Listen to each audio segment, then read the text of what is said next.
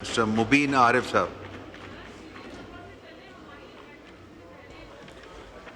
अस्सलाम वालेकुम जी, बड़ी मेहरबानी स्पीकर साहब, आपने मुझे मौका दिया बात करने का। सर, ये सारी चीज़ें फाइनेंस मिनिस्टर साहब अपोज तो कर रहे हैं, तो लेकिन इनसे गुजारिश है कि कुछ चीज़ें ऐसी हैं जो उन्होंने फ्लोर ऑफ द हाउस पे कमिट भी की, कुछ कमेटी के अंदर भी बात की।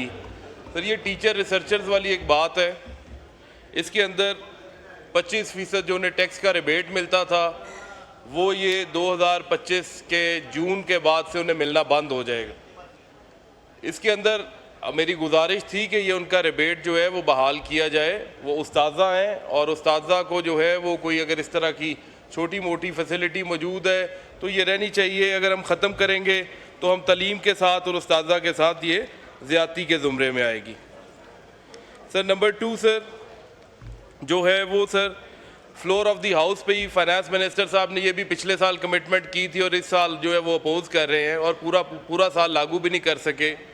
मेरी सर गुजारिश ये है कि जो एक्सपोर्टर है वो पहले फाइनल टैक्स रिजीम में था, इन्होंने निकाल के उसे नॉर्मल टैक्स रिजीम में कर दिया।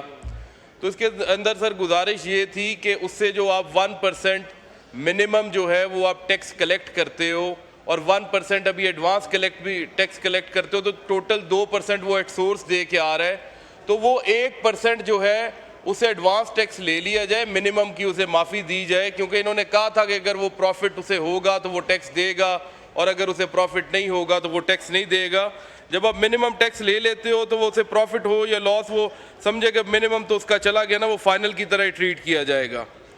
उसके बाद सर एक सेक्शन 161 है सर इनकम टैक्स ऑर्डिनेंस का, जिसके अंदर मैंने अमेंडमेंट प्रपोज की है। उसकी प्रोविजन के अंदर सेक्शन 162 में सर जो सेक्शन 160 सर मेरी 4-5 अमेंडमेंट्स हैं, मैं बस 2 मिनट में ख़त्म कर रहा हूँ, मैं इन्हीं के ऊपर रहूँगा। मेरी आदत नहीं है कि मैं बाहर जाके बात करूँ। जो सेक्शन 161 है उसके अंदर जो टैक्स पेयर दूसरे किसी टैक्स पेयर को गुड्स एंड सर्विसेज की सेल करता है तो उसकी विद होल्डिंग की उसके ऊपर लायबिलिटी है, जो 153 के अंदर उसने विद होल्डिंग करनी होती है। और वो 161 कहता है कि अगर वो विद होल्डिंग नहीं करता तो उसके ऊपर ये पेनल्टी लगेगी, ये पेनल्टी लगेगी। सर, अगर बिजनेस ए बिजनेस बी को कोई चीज़ बेच देता है, शुक्रिया, तो सर एक सेकंड में कर रहा हूं, अगर बिजनेस ए बिजनेस बी को चीज़ बेच देता है और बिजनेस बी भी टैक्स फाइलर है तो सर वो at the and tax liability का जिम्मेदार अगला कारोबारी आदमी भी है। तो मेरी सिर्फ गुजारिश ये है कि वो डिफॉल्ट सरचार्ज तक जो है उसकी जिम्मेदारी हो, अगले की टैक्स लायबिलिटी की मद के अंदर उसे पूरी पेनल्टी ना की जाए। बड़ी मेहरबानी, शुक्रिया।